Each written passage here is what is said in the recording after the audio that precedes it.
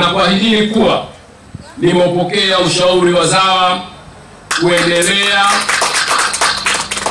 kuvifanyia kazi visima vingine ili navyo vipate mfumo huu wa nishati mbadala ya sola, kupunguza matumizi ya umeme wa gridi ya taifa.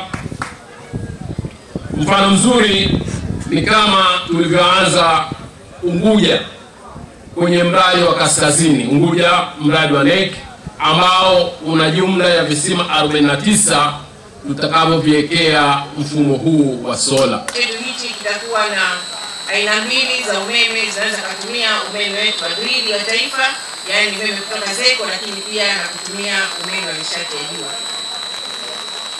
Kwa jumla ya masaa 8 inaweza ikatumika solar panel kufanya kazi, na muda mfupi katika kipindi cha usiku basi umeme wa gridi unaweza kutumika ikiwa kutakuwa na uhitaji. Mheshimiwa mgeni rasmi, kabla ya utekelezaji wa mradi huu, visima vyote vilikuwa vinategemea umeme wa gridi ya taifa, yani ZECO, kuendesha pampu ya kusukumia maji. Utekelezaji wa mradi huu unaotumia nishati ya jua utasaidia kuwa na uhakika wa uzalishaji wa maji kwa zaidi ya masaa 8 kwa kila siku kwa kutwa. Kwa kiasi kikubwa kitapunguza gharama za uendeshaji na kuimarisha hali ya upatikanaji wa maji kwa wananchi wetu hapa visiwani Unguja na Pemba. Na hapa tumefunga sola 90, kila moja yenye uwezo wa kufua umeme wati 460.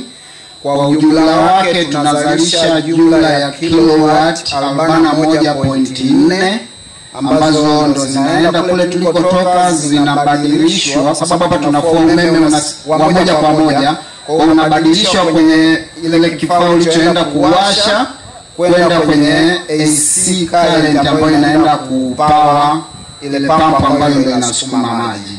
Sisi tunakushukuru sana wewe Mheshimiwa Waziri na wasaidizi wako kwa kazi kubwa ambayo mnaifanya kuweza kutatua changamoto hizi kwa wananchi wetu.